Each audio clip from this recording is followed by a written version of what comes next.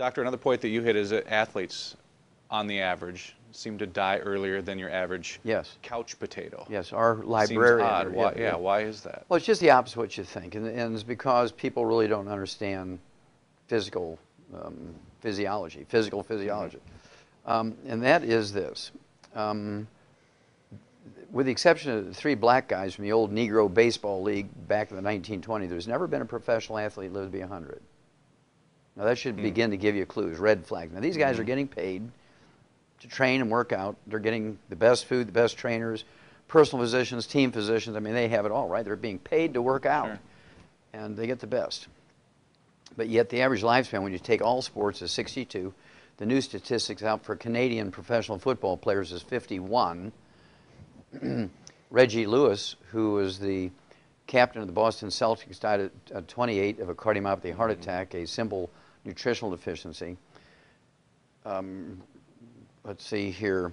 Walter Payton died at 45 waiting for a liver transplant from a simple mineral deficiency disease, which I treat all the time. We can reverse that disease in a few weeks or a few months with a simple supplement, and he died waiting for a liver transplant. And then we just recently had a 16-year-old boy, Wes Leonard, from a little high school in Michigan. There were 2 teams fighting for the last slot in the playoffs to be the state champions. This just happened a couple of months ago. Yep. And Wes Leonard was 16 years old, and the teams was 55-55 at the last buzzer, so they had to do a prophetic term, sudden death, playoff, right? So he catches the tip-off, 3 or 4 dribbles down to the basket, slam dunks it in like 3 seconds after the whistle to start the sudden death. He gets the winning 2 points, 57-55. His teammates are lifting him up because they're so excited, and he drops dead of a cardiomyopathy heart attack. The same thing that Reggie Lewis did, 17 years earlier. And see, the medical system hasn't learned anything because we eliminated that disease in children 25 years ago in China.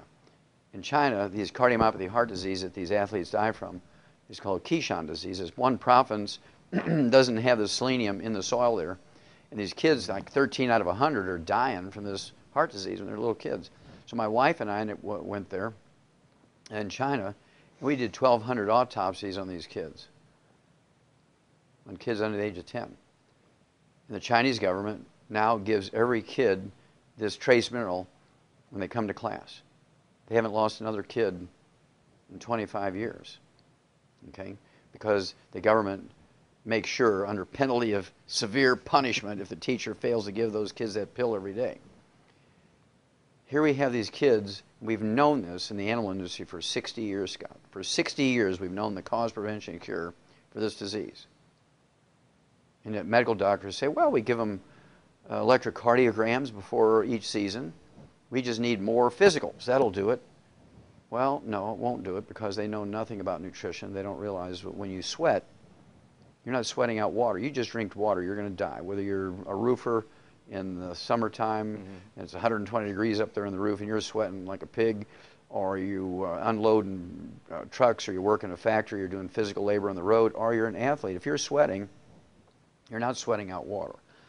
Sweat is a soup that contains all the nutrients floating around your blood. And if you're replacing that soup with water, what's happening to your nutritional reserves? Replacing the soup with water, your nutritional reserves go down, and when you reach a certain level, below a certain line, you die. There's another 19-year-old girl just died of a copper deficiency. She's 19 years old. Florida State University, died of a ruptured aortic aneurysm, which is caused by only one thing. Well, 2 things. One, you get crushed against a loading dock by a truck, or copper deficiency. We learned about that in Turkey, Scott, in 1947. We eliminated ruptured aortic aneurysms in turkeys in 1947. So she died of something that a turkey wouldn't even die from. Because medical doctors know nothing about nutrition, they all should be put in jail for it.